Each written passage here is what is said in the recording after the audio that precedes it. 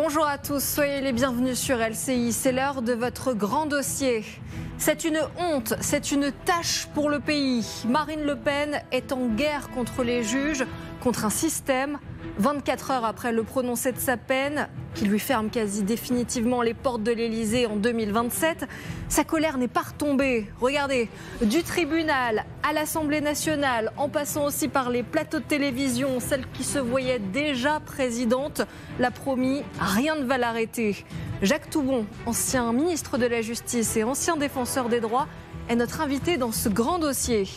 Et puis au plus haut sommet de l'État, c'est l'inquiétude. L'exécutif craint de voir se lever un mouvement populaire. Et pour cause, la résistance s'organise. Vous le voyez ici à Hénin-Beaumont, son fief. Les premiers tracts ont été distribués ce matin. La pétition lancée sur Internet par le parti prend de l'ampleur et on vient de l'apprendre. Le Rassemblement national lance un grand meeting de soutien ce dimanche à Paris. Va-t-on vers un chaos politique? C'est l'objet de notre grand dossier. Marine Le Pen est donc prête à tout pour se sauver et faire gagner sa famille politique. Et elle nomme désormais son adversaire. Le système a sorti la bombe nucléaire. Et si il utilise une arme aussi puissante contre nous, c'est évidemment parce que nous sommes sur le point de gagner les élections. Voilà. Et qu'ils se disent que tout ce qu'ils ont mis en œuvre n'a pas servi et que donc peut-être faut-il passer à la vitesse supérieure. Alors, les choses sont extrêmement claires, on ne se laissera pas faire. 24 heures après sa sentence, la triple candidate à l'élection présidentielle ne décolère donc pas. Pour en parler, on est avec Valérie Nataf. Bonjour Émilie. Éditorialiste politique LCI. Elisabeth Martichoux, bonsoir. Bonsoir Émilie. Merci d'être là. Éditorialiste politique LCI TF1 aussi. Patrice Duhamel, bonsoir. Éditorialiste politique. Et on est aussi avec Bruno Touzelier, bonsoir. Vous êtes magistrat honoraire, ancien président de l'USM, l'Union syndicale des magistrats. Je voudrais d'abord avoir votre réaction. On le rappelle, vous vous exprimez à titre personnel. Tout à fait, oui, et vous regrettez la décision des magistrats dans cette affaire. Vous dites même... Je n'ai pas regretté une décision qui a été rendue. Il me semble que vous dites que la justice est allée trop loin, en tout cas. Non, je ne dis pas ça non plus. Je dis qu'il y a 3 étages dans ce dossier. Il y a le dossier lui-même, j'ai rien à dire. Il y a appel, les faits de détournement de fonds publics. Le deuxième étage, c'est l'inéligibilité. Elle est de droit maintenant, c'est la loi Sapin qui s'applique. Elle aurait pu éventuellement ne pas s'appliquer, mais elle s'est appliquée.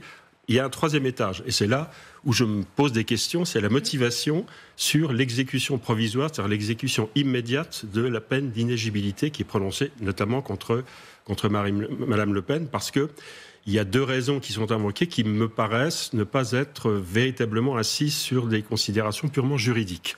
C'est-à-dire, ça veut dire que c'est politique? C'est-à-dire que la première raison qui est invoquée, c'est que ce serait un trouble, si elle pouvait se présenter, Marine Le Pen, aux élections présidentielles, parce que c'est ça qui est dit, ça causerait, dès lors qu'elle est condamnée par le dit tribunal, mais qu'elle a fait appel, donc elle est présumée innocente, malgré tout, ça poserait un problème, ça poserait un trouble grave à l'ordre public démocratique. Ça, c'est la première raison qui est invoquée par le tribunal. Bon, je considère que ce n'est pas une motivation de nature véritablement juridique ou judiciaire, mais qu'on rentre là quand même dans la sphère politique. La deuxième raison, c'est le risque de récidive. J'ai un tout petit peu de mal à appréhender le risque de récidive dès lors qu'il est écrit par le tribunal que c'est parce que les prévenus ont nié les faits durant l'audience que éventuellement il risquerait, je ne sais pas dans quelles conditions, de réitérer les faits si il n'y avait pas cette exécution provisoire de l'inéligibilité. Jusqu'à preuve du contraire, moi qui ai présidé beaucoup d'audiences correctionnelles, la plupart du temps, quand même, les gens nient les faits à l'audience. C'est l'exercice des droits de la défense, ça ne peut pas leur être reproché en tant que tel. Donc ça me paraît une motivation qui me paraît un tout petit peu surprenante. Voilà ce que j'ai à dire là-dessus. On est quand même surpris, en tout cas, on a rarement l'habitude de l'entendre du côté de la magistrature. Valérie Nataf, vous parlez quand même d'une décision politique. Vous dites que pour vous, il ne s'agit pas forcément d'une décision de justice. Écoutez, dans un contexte comme celui-là, c'est dans un contexte d'élection présidentielle à venir, avec une candidate qui était à 37% des intentions de vote il y a quelques jours, on ne peut pas écarter complètement le contexte politique de cette affaire. Ce serait pas sérieux. Et c'est pas parce que je suis un ancien magistrat. Moi, je m'exprime librement. Je veux dire, je ne suis pas engagé politiquement, mais je pense qu'il faut dire les choses avec honnêteté. En tout cas, moi, je les dis telles que je les ressens. Alors, moi, sur le fond juridique, je ne vais certainement pas disputer à monsieur son expertise. Simplement, vous avancez un certain nombre d'arguments que j'entends. En tant qu'éditorialiste politique, je m'intéresse, moi, peut-être un peu à la chronologie. Cette affaire est arrivée entre 2004 et 2011, me semble-t-il. Marine Le Pen a été convoquée une première fois en 2012. Elle ne s'est pas rendue à cette convocation judiciaire. C'était pendant une campagne présidentielle. Puis elle a été mise en examen en 2017. Elle ne s'est pas rendue non plus à la convocation à ce moment-là. Donc je m'interroge sur ce calendrier judiciaire qu'elle a sciemment freiné pour finalement demander là à l'accélérer avec un appel qu'elle souhaite dans les 12 mois, si possible. Qu'est-ce que vous voulez que je réponde à ça? Rien, je dis juste que moi je m'intéresse à la chronologie. Bien sûr, mais vous faites la chronologie. Moi je suis là pour vous parler du jugement là, qui vient d'être rendu. Le jugement est un peu aussi fonction de ces un jugement est toujours fonction effectivement de ce qui précède en matière de procédure. Quand on est un élu de la République, je porte aucun jugement sur justement le jugement qui a été rendu, mais quand on est un élu, une élue ou des élus, puisqu'ils étaient 25 prévenus de la République, et qu'on ne se rend pas à une convocation de la justice en tant que magistrat, vous devez considérer quand même qu'il y a là une forme de posture ou à tout le moins de désinvolture. Que cette désinvolture ou que cette posture puisse vous être reprochée dans votre stratégie de défense, ça semble d'une certaine manière assez logique. Oui, non mais excusez-moi, je ne comprends pas la question que vous me posez. Parce que, je ne vous pose pas une question, je pose des faits. Non, mais moi, je ne peux pas répondre à ce genre de questions. Moi, je ne suis pas là pour défendre. Mais Valérie Nataf exprime aussi son avis. Patrick Duhamel, vous vouliez aussi réagir? Moi, j'ai une question. Allez-y. Puisqu'on a la chance d'avoir un magistrat, quel est d'après vous, puisqu'on parle d'un chemin, c'est un mot très à la mode, ou d'un trou de souris, quelle est la possibilité réelle, parce que c'est un fait central maintenant, parce que la seule possibilité au jour d'aujourd'hui, sauf si vous avez d'autres pistes juridiques que moi, par principe, je n'ai pas au judiciaire. Mais quelle est la probabilité qu'il y ait un procès en appel, d'après vous, à une date qui permettrait à Marine Le Pen de se porter candidate, disons au plus tard, au début, dans les 2 premiers mois de l'année 2027. Est-ce que c'est le procès en appel en septembre 26? Est-ce que c'est avant ou ne pas se porter candidate, parce que mais là je parlais de la possibilité où écoutez, ou de ne pas se porter candidate si le jugement est confirmé, bien entendu. Là, c'est une question précise que vous me posez, à laquelle je peux tenter de répondre, parce que là, il n'y avait pas de question. Est-ce que c'est jouable? Les élections présidentielles. Parce que comme Darmanin, garde des Sceaux, a dit tout à l'heure, il faudrait que ce soit un délai raisonnable. Les élections présidentielles, c'est le premier semestre 2027. C'est avril. Mais bon, ça commence avant. Il y a les dépôts de candidature, il y a la campagne. Et les signatures, etc. C'est compliqué. Ouais. Bon, à mon avis, en urgence, parce que c'est pas un dossier comme les autres, c'est évident, il faut pas... je pense ce serait possible d'audiencer un procès en appel. On a 1 an et demi devant nous, l'institution judiciaire a 1 an et demi devant elle. Je pense qu'il serait possible, en se donnant les moyens, c'est un dossier qui a duré, c'est un procès qui a duré 2 mois à peu près, un petit peu plus, je crois, oui. 3 mois, 2 mois et demi à peu près. Il y a beaucoup de prévenus. Je pense que c'est possible. C'est possible. Oui. En tout cas, c'est pas impossible. Et il lancera à nouveau question au cours de cette émission. Il a été question, évidemment. C'est un point important. Oui. Bien sûr. Et c'est pour ça qu'on va y consacrer toute une partie. Mais vous allez un peu vite en besogne, Patrick Duhamel, parce qu'il lancera question tout à l'heure. Je voudrais vous faire écouter Marine Le Pen, Marion Maréchal et Jordan Bardella qui s'insurgent depuis ce matin sur les plateaux de télévision, notamment. Permettez-moi de dire que cette décision, elle s'inscrit quand même dans une lente trajectoire extrêmement inquiétante où on voit une élite, disons-le, et des juges de gauche s'autoriser, une attitude de plus en plus scandaleuse. L'ingérence de ces magistrats dans le processus électoral suprême qui est celui de l'élection présidentielle, voilà où est le trouble à l'ordre public. Je dis aujourd'hui aux adversaires qui peuvent se réjouir de cette décision, aujourd'hui c'est nous, demain ce sera eux. Vous voyez ? Parce que aujourd'hui, c'est plus le gouvernement des juges. Aujourd'hui, c'est la tyrannie des juges. On sent depuis ce matin, Elisabeth Martichoux, qu'il y a un esprit combatif du côté du clan Le Pen, en tout cas, où ils sont persuadés qu'il y a une sorte de tyrannie des juges, ou en tout cas qu'eux sont clairement dans leur collimateur. C'est la grosse artillerie. Hier, on a vu une Marine Le Pen abattue. Oui. Le visage pas la même fermé. 8 millions de Français ont pu la regarder. Elle ne s'attendait pas à ce jugement. Et elle ne s'y attendait pas, effectivement. Donc, qui s'y attendait d'ailleurs? Tout le monde a été surpris. Enfin, en tout cas, beaucoup des responsables politiques de ce pays. Donc, elle était fermée. Ce matin, elle était remontée comme une pendule, pardon pour l'expression, mais elle était remontée sur son cheval très clairement, avec un déploiement dans tous les médias, de tous les porte-paroles possibles du Rassemblement national, pour dire la même chose, dénoncer la dictature des juges, comme vous l'avez dit, la tyrannie des juges, et finalement installer un climat qui permet aujourd'hui, en effet, moi j'ai été frappée de cette pression, puisqu'on en parlait, une forme de pression qui s'exerce maintenant sur les magistrats pour que soient audiencés. Maintenant, voilà, il y a des mots qui viennent dans le débat davantage qu'avant, pour que l'audience, le procès en appel, effectivement, soit accéléré. Et on sent bien de ce point de vue-là que le Rassemblement national, qui joue une partie extrêmement difficile, parce que le chemin, le trou de souris est extrêmement petit pour que Marine Le Pen échappe à ce qui à la condamnation d'être absente à la présidentielle. On a vraiment le sentiment maintenant qu'elle installe un débat qui lui est favorable de ce point de vue-là, faisant totalement oublier le procès et les raisons de la condamnation. Maintenant, tout est orienté sur les questions de savoir comment elle va pouvoir s'en sortir. Et je pense que le Rassemblement national va vivre des temps difficiles jusqu'à, et je voulais demander à monsieur le magistrat aussi, dans combien de temps, à votre avis, aura-t-on la date du procès en appel? Est-ce que le Rassemblement national va être suspendu pendant 1 mois, 2 mois, 3 mois à cette décision-là? J'en sais rien, je peux pas répondre. C'est le parquet. En général, c'est 1 mois et demi, 2 mois. Qui organise les choses. Vous savez, président de la Cour d'appel, non? Pour répondre plus largement à votre question, tous les justiciables qui font appel souhaitent pouvoir être jugés le plus rapidement possible. C'est une demande générale. La justice a des moyens extrêmement pauvres, vous le savez. Tout est très lent.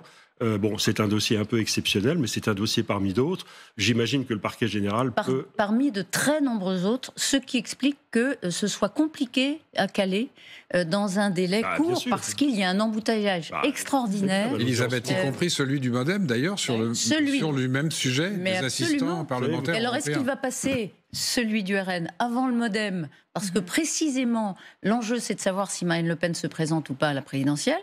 Ce qui n'est pas gagné en appel, parce que la peine peut être alourdie en appel. Enfin, c'est une possibilité. Vous avez 3 affaires de même type. Le MoDem, ça a déjà été jugé en première instance. Bon, c'est le parquet qui a fait. Il y a 1 an. Hein. Et ça fait 1 an qu'elle attend la date de l'appel. L'inéligibilité a été prononcée à l'encontre d'un certain nombre de personnes avec sursis, cette fois-ci. Donc il n'y a pas eu d'inéligibilité avec l'exécution provisoire. Bon, M. Bayrou a été relaxé. Et puis vous avez un 3e dossier qui est le dossier de la France Insoumise. Qui est en cours, qui est en gestation quelque part, on ne sait pas très bien où. Ce sont exactement le même type de faits, je dis bien le même type de faits. De toute façon, c'est un problème de financement de parti. Pour enchaîner sur la question d'Elisabeth, parce qu'effectivement... Pardon, Émilie, on revient à cette affaire parce que c'est crucial. Vous êtes aussi là pour ça. Question, pardon, bête, pas méchante, mais non, bête. Pas en ici, tout cas, premier degré. s'il vous plaît. Est-ce qu'on peut mettre un dossier en haut de la pile ? Certainement. Est-ce que le parquet général ou le président de la Cour d'appel, je ne sais pas lequel des deux ou les deux, peuvent dire, bon, bah là, il y a une urgence, entre guillemets, démocratique, il y a une pression de l'opinion, il y a des politiques qui s'interrogent un peu partout. Est-ce que, Est-ce qu'on peut prioriser le dossier? Alors, réponse prudente et pas bête. Je pense que c'est pas impossible. Déjà, je pense que des détenus des prévenus en détention provisoire, là, c'est autre chose, par exemple, eux, on se dépêche de mettre leur appel en audience. C'est normal, vous avez des délais de détention. Donc là, on a une exécution provisoire, ça revient presque au même. Mais excusez-moi, est-ce que vous considéreriez que mettre le dossier de Marine Le Pen et des autres prévenus du Rassemblement national en haut de la pile constituerait une décision politique? Politique ? Oui. Non. Non, à partir du moment où vous estimez que ça semblerait normal et ce serait possible. On y reviendra. Je voudrais vous faire écouter. Si vous voulez. Mais politique, ça ne veut pas dire scandaleux. Non, mais en quoi est-ce que le fait de faire rejuger dans les formes normales une affaire sur laquelle il y a un appel qui pèse... Non, mais d'accélérer. Non, d'accélérer la procédure. En quoi est-ce que ce serait une décision politique? Mais parce qu'on estime qu'il y a un enjeu politique et donc on décide de le mettre en tapis. J'ai noté le Conseil constitutionnel... Pardon, il y en a beaucoup qui pourraient dire... Et Madame, moi, le Conseil constitutionnel a jugé il y a quelques jours...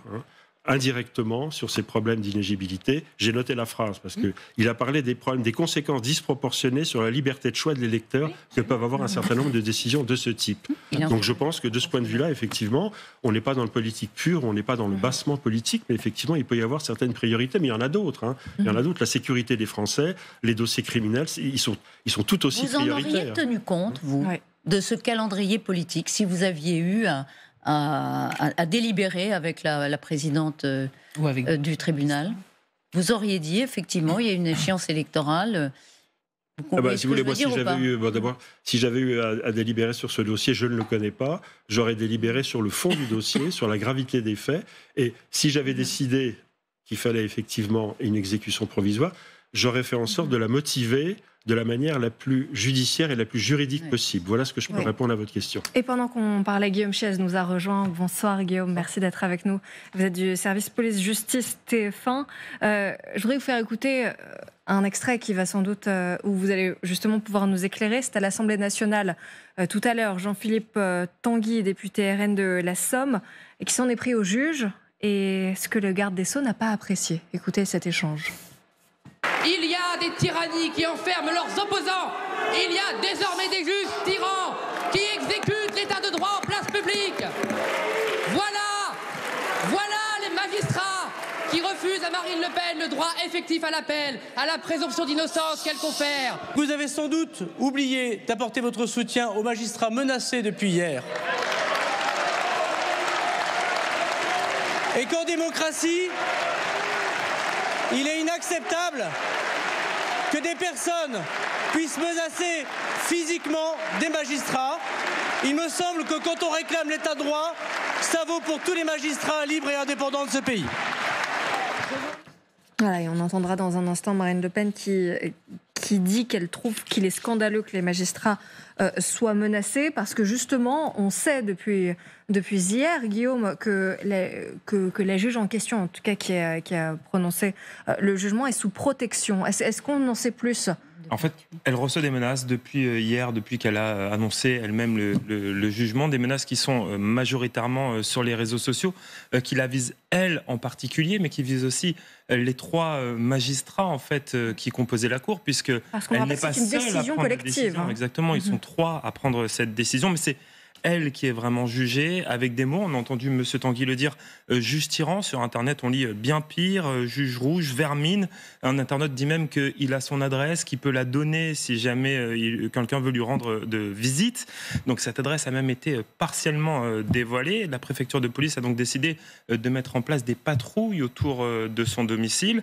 La présidente, donc, et ses deux assesseurs, mais c'est pas tout, parce que en janvier du début de l'année, là, les deux procureurs qui avaient requis dans ce dossier avaient été eux aussi menacés de mort sur un site d'extrême droite, Riposte Laïque.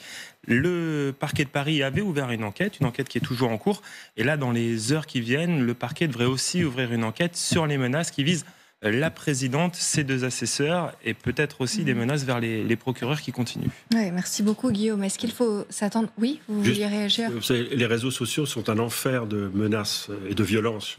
C'est pas à nous que vous allez je rappelle évidemment que c'est totalement inacceptable, mais vous avez des dizaines et des dizaines de magistrats actuellement qui sont sous protection policière, on n'en parle pas, notamment dans le cadre de dossiers de narcotrafic, qui sont extrêmement menacés.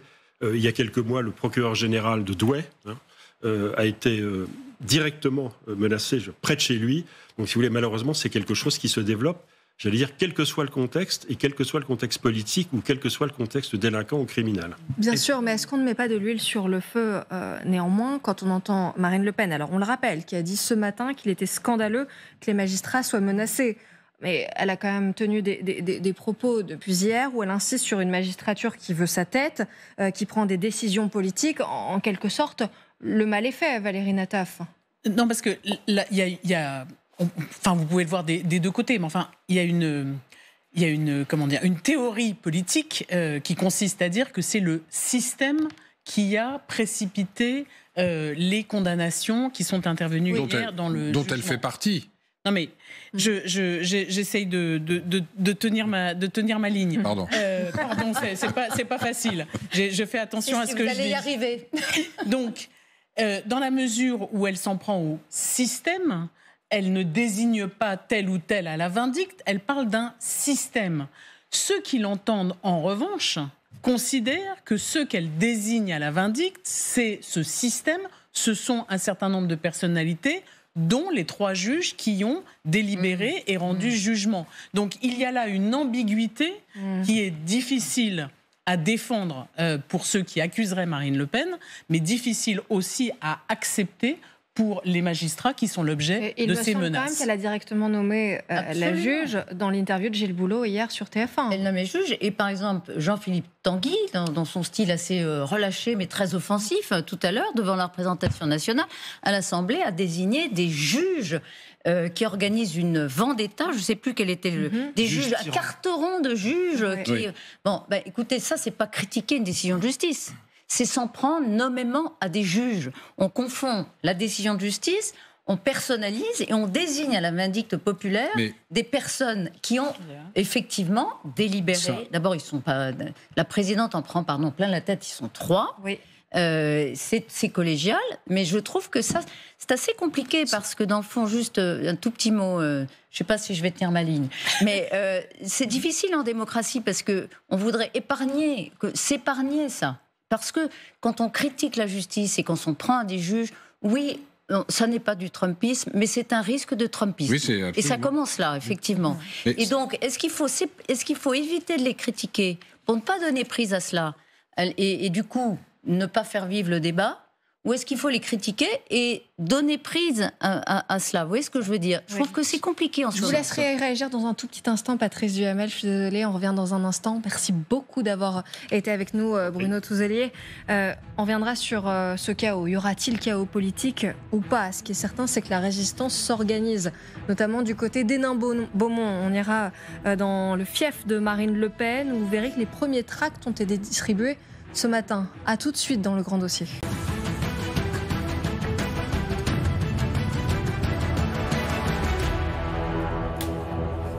De retour dans votre grand dossier, merci d'être avec nous sur LCI. La colère de Marine Le Pen n'est pas retombée. 24 heures après le prononcé de sa peine qui lui ferme quasi définitivement les portes de l'Élysée en 2027, la résistance s'organise dans son fief d'Hénin-Beaumont. C'est là que nous irons. Les premiers tracts ont été distribués ce matin. Et puis on vient de l'apprendre, le Rassemblement national lance un grand meeting de soutien à Marine Le Pen ce dimanche à Paris. Il en sera question dans un instant avec notamment Jacques Toubon qui est notre invité, ancien ministre de la Justice et ancien défenseur des droits. Mais avant, c'est l'essentiel de l'actualité. Et à l'international, ces nouvelles manœuvres militaires inquiétantes autour de Taïwan. La Chine a lancé ce matin des exercices destinés à simuler un blocus de l'île. Selon les autorités taïwanaises, 71 avions et 21 navires de guerre ont été déployés par l'armée chinoise. Des manœuvres légitimes et nécessaires pour sauvegarder la souveraineté de la Chine, selon Pékin. Et puis à l'étranger toujours, c'est Donald Trump qui se dit maintenant confiant quant à l'issue de son accord de trêve. La veille, il avait exprimé sa frustration face au blocage de Vladimir Poutine. Il n'avait pas hésité à réitérer ses menaces. Mais cette nuit, depuis son bureau à la Maison-Blanche, changement de ton. Ils savent que je ne joue pas. Je pense que Vladimir Poutine va se montrer à la hauteur de ce qu'il m'a dit. Et je pense qu'il va maintenant remplir sa part du contrat. Et puis, il y a Zelensky, en espérant qu'il sera à la hauteur. Voilà pour l'essentiel de l'actualité internationale. Revenons-en à l'actualité en France. Elle est bouillante avec Marine Le Pen, qui n'est pas sur ce plateau. Vous, c'est Valérie Nataf, Elisabeth Martichoux, Patrice Duhamel. Merci d'être avec nous. Jacques Toubon va nous rejoindre d'un instant à l'autre. Je voudrais d'abord vous faire écouter l'alerte ces dernières heures de la patronne du RN. Vous avez ceux qui n'ont ni foi ni loi. Ceux qui en réalité se réjouiraient si vous preniez un coup de lame en sortant dans la rue, pour peu que ça leur permette d'éviter d'avoir à vous combattre dans les urnes. Cela, je ne veux même pas en parler, qu'ils ne se réjouissent pas trop vite. Car nous avons été toujours les premiers à être victimes des malhonnêtetés du système. D'autres suivent toujours. Aujourd'hui, c'est nous. Mais demain, évidemment, ce sera eux. Valérie Nataf, c'est Elisabeth Martichoux qui le soulignait tout à l'heure. Elle a complètement changé de posture aujourd'hui, Marine Le Pen. Absolument. On est là dans une forme de victimisation qui est très claire, mais qui rappelle des anciennes affiches de Jean-Marie Le Pen, avec un bâillon, par exemple, celui qu'on empêchait de dire la vérité. Marine Le Pen, là, réduit la politique à une... Elle le dit elle-même, à des opposants politiques qui sont prêts à tout pour l'empêcher d'accéder à la magistrature suprême, à l'Élysée. Et donc, elle pousse, comme on disait dans une vieille publicité, elle pousse le bouchon un peu loin, puisque elle avait une stratégie de dédiabolisation, de respectabilité, ce qu'on a appelé à l'Assemblée nationale la stratégie de la cravate. Là, elle dramatise, elle se victimise, et elle victimise le RN avec elle, et donc elle change absolument de posture. Et est-ce que ça peut fonctionner, Patrice Duhamel, cette stratégie de victimisation, justement ? Est-ce que ça peut donner un élan populaire Pour l'instant, des sondages qui ont été réalisés à chaud, on ne peut pas dire que l'opinion suive massivement Marine Le Pen dans sa protestation. On va voir, effectivement, on l'évoquait tout à l'heure, ce qui se passe dans les jours et les semaines qui viennent de ce point de vue-là. Déjà, il y a quelque chose d'un peu paradoxal, c'est que ça fait quand même des années qu'elle fait le maximum, la cravate, pour rentrer dans le système. Et là, maintenant, d'un seul coup, elle revient au vocabulaire de son père, d'ailleurs. Parce que son père, il brocardait le système matin, midi et soir, le candidat anti-système, etc., etc. Pour le reste, moi, je suis d'une immense humilité parce qu'il y a une émission de télévision formidable qui s'appelle Rendez-vous en terre inconnue. Je pense que beaucoup de téléspectateurs l'ont vu. Et je pense que depuis hier, 1h moins le quart, on est rentré sur le plan politique dans une situation évolutive dont on ne sait pas très bien ce qui peut sortir. Ce qui est sûr, c'est qu'il y a eu un séisme, et puis derrière, il y a les répliques. Alors, quelles seront les répliques ? Elle, est-ce qu'elle va tenir ? Est-ce qu'elle va pas s'essouffler en faisant des interventions en permanence ? Parce qu'elle a même, y compris à l'intérieur de son mouvement et par rapport à Jordan Bardella, intérêt à être sur le devant de la scène du matin au soir. Sinon, on dira, elle a déjà décidé de prendre, lâcher l'affaire parce qu'elle sait que ça ne sera pas audiencé à la bonne date, etc. Mais c'est intéressant de voir ce qui se passe tout autour aussi. Vous prenez la déclaration de Mélenchon, qui était quand même assez étrange. Bon, ça va encore creuser, par exemple, la différence avec les écologistes et les socialistes.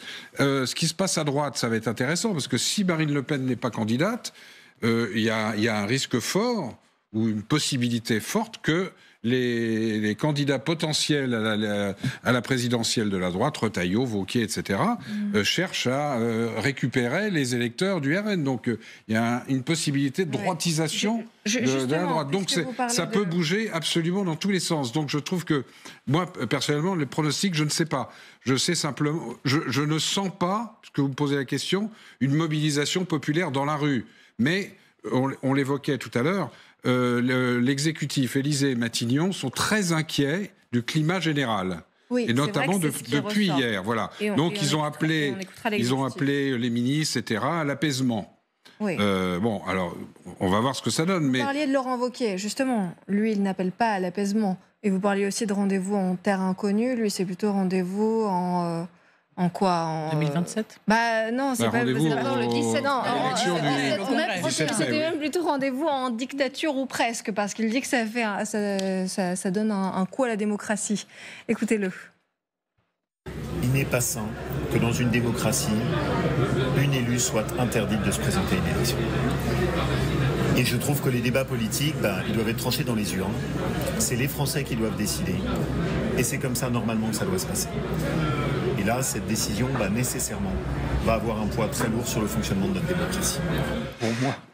Ouais, je voudrais vous montrer d'autres réactions, celle de François-Xavier Bellamy, qui s'est exprimé hier sur les réseaux sociaux. Regardez ce qu'il écrit. « L'engagement politique ne met personne au-dessus des lois, mais leur application ne peut être à géométrie variable. » Je vous ferai réagir dessus dans un instant. Jean-Luc Mélenchon aussi n'a pas hésité à s'exprimer. Hier, la décision de destituer un élu devrait revenir au peuple. On est en ce moment avec Thibault Petit en direct de l'Assemblée nationale. Bonsoir Thibault, merci d'être avec nous.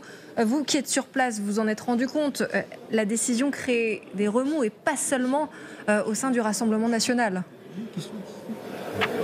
Oui, on a commencé à sentir des fissures au sein même du bloc central, par exemple, après la prise de parole de François Bayrou, qui a longuement répondu au lendemain de la condamnation de Marine Le Pen. Pour rappel, François Bayrou appelle le Parlement à prendre ses responsabilités, quitte à revenir sur l'exécution provisoire, c'est-à-dire l'application immédiate de cette peine d'inéligibilité. Réaction de Gabriel Attal il y a quelques minutes, qui est venu donner, on nous dit dans le parti, une ligne claire pour son groupe. Mais lorsqu'on lui demande s'il espère un jugement dans un délai raisonnable, comme le demande Gérald Darmanin, il précise tout de même qu'il ne comprendrait pas que Marine Le Pen soit jugée en priorité par rapport à d'autres citoyens. Je cite, « On est tous égaux devant la loi ». Et puis, chez les Républicains aussi, on sait qu'il y a des divisions, notamment après cette annonce d'un texte, d'une proposition de loi qui va être déposée par Éric Ciotti et par son parti pour revenir sur cette exécution provisoire. Eh bien, on nous dit, selon plusieurs sources, que des députés, les Républicains, seraient prêts à voter cette loi. Pour autant, de là à dire qu'il y a une chance pour que Marine Le Pen puisse être exemptée de cette peine d'inéligibilité, il y a encore du chemin. Merci beaucoup Thibault Petit avec Anaëlle Forveille depuis l'Assemblée nationale. Jacques Toubon nous a rejoint. Bonsoir. Bonsoir. Merci d'avoir accepté notre invitation. Vous êtes ancien ministre de la Justice, ancien défenseur des droits. Est-ce que vous êtes inquiet pour notre justice ? Non. Je ne suis pas inquiet pour notre justice.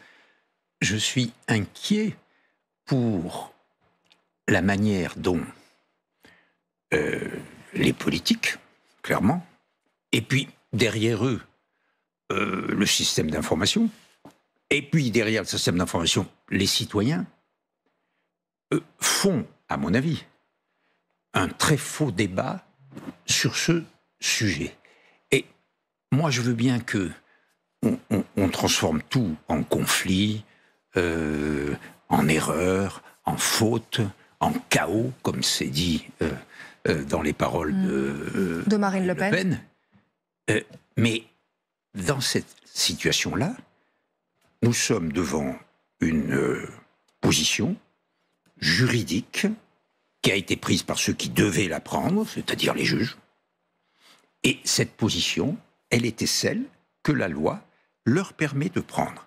Le juge qui était saisi, les 3 juges qui étaient saisis, avait parfaitement, selon la loi, la possibilité de décider l'exécution provisoire de la condamnation, et en l'occurrence de cette condamnation d'inéligibilité, mais ça pouvait être l'exécution provisoire d'une autre peine. On n'aurait pas les mêmes questions. Mais il se trouve qu'effectivement, quand on dit exécution provisoire de l'inéligibilité, ça veut dire qu'on n'est plus éligible. Et là, évidemment, ça pose un problème politique que vous avez tous évoqué depuis hier. Mais c'est pas parce que la décision judiciaire a des conséquences politiques, c'est-à-dire l'empêchement d'un personnage politique élu, ce n'est pas pour ça que c'est une décision politique. C'est une vraie décision judiciaire prise dans le cadre de la loi. Comment expliquez-vous qu'il y ait autant de méfiance à l'égard de la justice aujourd'hui ? Alors, c'est la question que vous avez posée dès le début et qui est parfaitement légitime. Pourquoi cette décision prise par des juges qui, jusque-là, ont fait leur travail comme tous les autres, pourquoi tout d'un coup, on a l'impression que une majorité des Français, ou des politiques en tout cas, s'interrogent sur la légitimité de ces juges à prendre cette décision. Mais encore une fois, on n'a pas à s'interroger sur la légitimité. Ils ont fait comme qu'ils ont fait sur le reste du dossier. Ils ont pris des décisions, ils ont condamné des gens. Ils ont condamné 11 personnes.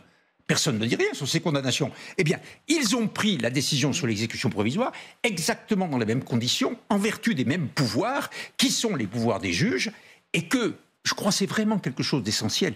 Il faut respecter. Si nous commençons à juger les juges, comment ferons-nous ? Et leur décision... Comment ferons-nous ? Parce qu'à ce moment-là, vous pourrez aussi dire les juges se sont trompés lorsqu'ils ont condamné monsieur pour un délit routier ou lorsqu'ils ont condamné madame en cour d'assises parce qu'elle a commis un crime. Je pense que la liberté de l'information, la liberté du commentaire, et en particulier dans le domaine des décisions judiciaires, est intégrale. Ça fait des siècles et des siècles qu'on dit les juges se sont trompés, c'est pas bien, il fallait faire ça, c'est trop sévère, c'est pas assez sévère, etc. Mais de là à contester le pouvoir du juge de juger, je trouve que c'est totalement à côté de la plaque. Elisabeth, vous vouliez réagir ? Pardon. Oui, alors on va s'accrocher aux dernières déclarations, celle de François Bayrou à l'Assemblée, celle de Gérald Darmanin, le premier ayant confirmé qu'il s'interrogeait sur la légitimité de la loi qui permet la décision du juge. Et le deuxième, Gérald Darmanin, qui lui, il faudrait que ça aille vite pour que l'appel, finalement, blanchisse les juges de tout soupçon d'avoir pris une décision politique. Et juste avant vous, il y avait ici un magistrat qui, à titre personnel, ancien président de l'Union syndicale des magistrats. Merci, tout à fait. Et qui disait, mais les attendus pour l'exécution provisoire, en réalité, ne sont pas fondés en droit. Et pour moi, ils ont été pris pour des raisons politiques. Donc, voilà, 3 voix prises presque par hasard, mais sur LCI... Je n'ai aucune légitimité à parler du jugement. Mais en revanche, je trouve que la réaction des politiques, qui en gros consiste, il n'y a qu'à changer la loi, si vous voulez que ça se passe autrement, c'est leur boulot. Et je pense que c'est aujourd'hui la vraie question qui est posée. Est-ce que nous voulons que dans ce domaine, je dirais que la sévérité ou la brutalité de la loi actuelle, qui est très récente d'ailleurs, puisqu'elle date de 2018, soit corrigée, et ça... c'est au gouvernement et au Parlement. C'est embêtant qu'une candidate à la présidentielle, qui est en tête des sondages, soit jugée sur le fondement d'une loi que tout le monde découvre aujourd'hui inappropriée. Oui, mais... Donc, mais ce que vous venez... Mais dans votre c'est justement ça qui est surprenant, qu'on découvre ça aujourd'hui. Elisabeth, il y a quelque chose qui est fondamental. Cette décision a été prise sur le fondement de la loi. Donc, la question c'est, si cette loi aboutit à des résultats que l'on conteste, changeons la loi. Mais ne contestons pas la loi. Est-ce que c'est pas question du changement de cette loi? Je vous promets qu'on en parlera justement. Vous serez toujours avec nous dans 20 minutes. Je ne serai pas seule aux commandes de l'émission. Voilà. Avec vous, on pourra. Merci beaucoup, on en est ravis. Jacques Toubon, il y a une partie qui va s'appeler les chemins de la riposte. Donc il en sera question dans une troisième partie. J'avais juste une observation sur les sur les conditions, c'est peut-être ça, et il y a peut-être des leçons à tirer, dans lesquelles cette loi a été votée en 2016, je crois. Hein. C'est à la fin du mandat de François Hollande. Oui, absolument, c'était après l'affaire Cahuzac. C'est après, sauf erreur de ma part, l'affaire Cahuzac. Oui, absolument. Et alors certains, il y a eu un très bon livre il y a quelques années qui s'appelait La tyrannie de l'urgence, qui disait une affaire... Un 20 une loi. Gilles Finkelstein, non? Voilà, Gilles Finkelstein, très bon livre. C'est exactement ce qui s'est passé. Oui, mais est-ce que là, on ne va pas dans l'autre sens? Voilà. Cette loi a été prise sous l'émotion, en quelque sorte, de la manière dont s'était passée l'affaire Cahuzac, qui a été jugée par l'opinion publique comme pas normale. Et donc, on a fait cette loi. Et on s'aperçoit aujourd'hui... Très largement élu, très largement voté. Oui, très largement. Et à ce moment-là, et aujourd'hui... on a exactement la réaction inverse. On s'aperçoit l'émotion des résultats que donne cette loi. Franchement, peut-être que c'est parce que je suis rangé des voitures, mais je me permets de le dire avec calme. On ne peut pas, de 24 heures en 24 heures, changer les lois, changer d'opinion sur les lois, et surtout, changer les faits, car on s'appuie ici sur une combinaison qui est celle de la République et du droit républicain. Il y a des faits il y a une loi qui a été votée selon les procédures de la loi. Eh bien, on applique cette loi à ces faits et ça donne le résultat que ça donne. En tout cas, qui peut contester Ce qui paraît très grave dans cette affaire, c'est que si vous commencez sur ce type de sujet, à ce moment-là, ça sera application de la loi à la carte. C'est-à-dire, quand le résultat de la loi me convient, je dirai « Amen », et quand le résultat de la loi ne me convient pas, je dirai « Abat ». C'est quoi ça ? Eh bien justement, ça ne convient pas à Jordan Bardella qu'on va écouter. Dans un instant, on sera au siège du Rassemblement national avec nos équipes qui nous attendent en direct juste devant. Mais d'abord, Jordan Bardella qui le dit haut et fort depuis ce matin. Indignez-vous. Moi, je vous appelle d'abord à vous indigner. Je crois que des millions de Français sont indignés. Et notre rôle est aussi de permettre aux Français qui sont en colère de s'exprimer pacifiquement, démocratiquement, contre ce qui leur apparaît comme une décision, non pas de justice, mais d'injustice, et comme une décision qui est disproportionnée. Et on retrouve notre envoyé spécial depuis le siège du Rassemblement national. Bonsoir Nicolas Laurent, merci d'être avec nous. Bonsoir, on l'a bien compris, depuis 24 heures, le Rassemblement national est en ordre de marche. Le mot de... Oui, c'est un parti en ordre de bataille. On l'a suivi tout au long de la journée, dans l'hémicycle, sur les plateaux télé. Il y a une réponse médiatique, mais il y a aussi une réponse qui s'organise directement sur le terrain, avec en ce moment même des opérations de tractage de la part des militants dans toute la France, notamment à Hénin-Beaumont. Une équipe de LCI suivait ces opérations. On a demandé aussi, du côté de Jordan Bardella, aux responsables locaux d'organiser des points de rencontre dans chaque département pour aller à la rencontre des Français et leur dire que non, Marine Le Pen n'était pas encore totalement hors jeu dans la course à l'élection présidentielle, mais qu'il existait encore un chemin, aussi étroit soit-il. Et puis, il y a ce rendez-vous, point d'orgue de la semaine, dimanche prochain, place Vauban, à Paris, un meeting en soutien à Marine Le Pen, meeting populaire et pacifique. On insiste beaucoup sur ce mot en privé du côté des élus du Rassemblement national. Aucune raison de mettre le bordel au pays. C'est ce que me disait un député du Rassemblement national en privé, avec des manifestations violentes. Ils ont beaucoup dénoncé le comportement de la France insoumise et ils ne veulent pas mettre le bordel dans la rue. C'est ce que me disait l'un des députés tout à l'heure. Merci beaucoup Nicolas Laurent avec Alexis Tessier. Valérie Nataf, je reviens sur ces images, et notamment ces tracts qui ont été distribués depuis ce matin. Il y a aussi ce meeting en soutien à Marine Le Pen qui est organisé par le Rassemblement national ce dimanche à Paris. On le voit bien, elle est en ordre de bataille, c'est ce qu'on disait, et surtout, et malheureusement Jacques Toubon sera mécontent de l'apprendre, mais ils ne respectent pas la décision de justice. Ils ont décidé d'entrer en guerre contre cette décision. Ils sont surtout rentrés dans une campagne. Et comme dans une campagne, il y a des meetings, il y a des distributions de tracts, il y a des prises de parole dans tous les médias.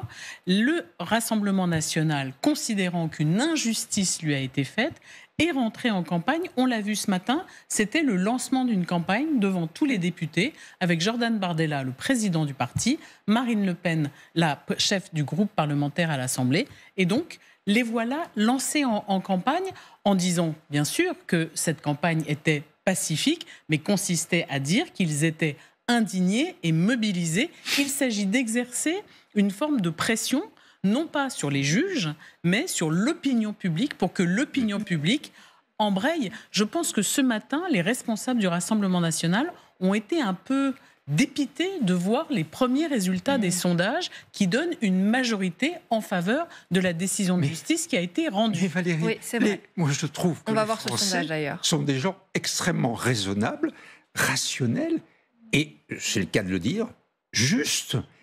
Ils ont constaté qu'on appliquait la loi. Il se trouve qu'on l'applique au Front National, on pourrait l'appliquer à qui que ce soit d'autre. Bon. Et ben, franchement, que la majorité des Français sont satisfaits quand on applique la loi, je trouve que c'est la moindre des choses. Mais c'est le début. Il faut attendre que la décision infuse dans l'opinion. Je pense que dans cette affaire, il y a incontestablement, vous avez prononcé le mot de campagne, et c'est une campagne. Il va y avoir un thème, à mon avis, pour la prochaine campagne des élections législatives et la prochaine campagne présidentielle. le thème va être celui, en fait, qui est posé depuis quelques années déjà, posé depuis le XVIIIe siècle, mais qui est posé depuis quelques années dans l'actualité, c'est celui de la séparation des pouvoirs et celui de la position respective des trois pouvoirs dans une époque où s'est invité un quatrième pouvoir, c'est celui de la communication, qui maintenant est numérique, absolument. etc. Et donc, comment on combine les quatre forces, en quelque sorte? Certaines sont juridiques, d'autres, au contraire, sont de fait, comme le pouvoir médiatique. Et on continuera, Patrice Duhamel, pardon, mais on continuera d'en parler dans un instant. Y compris dans une immense démocratie comme les États-Unis.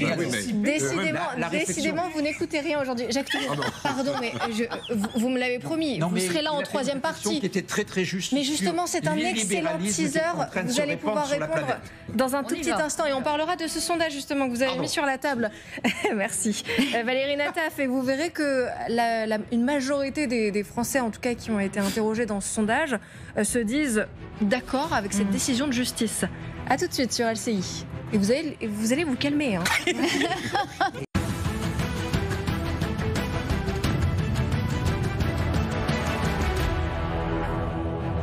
Rien ne va arrêter Marine Le Pen. Elle l'a promis, du tribunal à l'Assemblée nationale, en passant par les plateaux de télévision. Elle est décidée à se battre et à ne pas renoncer à 2027. Bonsoir, soyez les bienvenus dans ce grand dossier. Il y a une inquiétude jusqu'au sommet de l'État. Écoutez notamment ce député Lyotte. Il est assez clair que le RN va tout faire pour créer les conditions d'une forme de chaos. Madame Le Pen, n'acceptera jamais de se laisser égorger sur un coin de table sans rien dire. Donc il faut s'attendre à ce qu'il y ait une forme de réaction, dont la première victime sera François Bayrou et dont la victime ultime sera le système en place et notamment le président de la République. Elisabeth Martichoux, quand le Rassemblement national promet le chaos, est-ce que vous pensez qu'il en est réellement capable? Alors le chaos, c'est quoi? C'est organiser des désordres dans la rue et c'est organiser un désordre politique en faisant tomber François Bayrou. Je pense que tout à l'heure, Patrice Duhamel nous disait la seule chose qu'on sait, c'est qu'on ne sait pas. On ne sait pas exactement ce que va produire cette décision de justice dans l'opinion et sur la vie politique française. Il avait tout à fait raison. Moi, je pense que jusqu'à ce que Marine Le Pen connaisse la date de son procès en appel, il faut qu'elle tienne. Et il faut qu'elle tienne le haut du pavé. Après, on ne sait pas du tout ce qui va se passer. Mais au moins jusque-là, elle a besoin d'entretenir la flamme, pour son parti de la flamme, et la flamme de la résistance à cette décision de justice. Est-ce qu'elle a intérêt à complètement passer par-dessus tête la stratégie qu'elle a mise en place depuis quelques années, c'est-à-dire la normalisation? J'en suis pas complètement sûre, parce qu'il ne faut pas insulter l'avenir. Et c'est pas sûr qu'elle gagne si elle revient, si vous voulez, au positionnement de Jean-Marie Le Pen au tout début du parti. C'est-à-dire, je suis moi tout seul contre le système. Donc ils ont un peu dit ça hier, c'est-à-dire, ils n'auront pas raison contre le peuple, et nous, à nouveau, ils sont contre nous, mais elle a quand même 120 députés, un peu plus que ça à l'Assemblée. Elle est présidente de groupe, elle peut encore s'exprimer. Elle organise un meeting avec des alliés européens. Tout ça, pour l'instant, ne ressemble pas à du désordre. Et quant à la censure, elle peut le faire, même si, de toute façon, si le Parti socialiste ne le vote pas, François Bayrou restera en place. Donc. La question pour le moyen terme, c'est-à-dire pour les prochaines élections, c'est est-ce que ça contredit ou compromet la stratégie de normalisation et de banalisation qui était celle du Rassemblement national depuis des années. Voilà, c'est... Patrice Duhamel, vous êtes étonnamment très sage, vous avez donc la parole. Non, vous parliez tout à l'heure du sommet de l'État et de l'inquiétude avant de passer la parole à ce député. Ils sont très inquiets du climat. Et notamment depuis hier, depuis quelques semaines, climat social, ils sentent des choses, des fortes turbulences dans la société française qui ne se manifestent pas forcément dans la rue, mais bon, là il y a un climat qui est, d'un seul coup, il y a une aggravation subite, il y a une espèce de tension entre ceux qui vont soutenir Marine Le Pen dans son combat pour obtenir l'audiencement le plus vite possible, c'est-à-dire l'appel, et puis ceux qui sont très contents avec la décision de justice. Et la crainte de l'exécutif, Élysée, Matignon et l'intérieur, c'est qu'une manifestation comme celle de dimanche Place Vauban ou sur un marché à Hénin-Beaumont ou ailleurs, il y ait des affrontements physiques, que la tension soit telle qu'il y ait un risque d'affrontement. C'est ça le risque ce qu'on appelle le chaos. Là, il y a malheureusement une possibilité.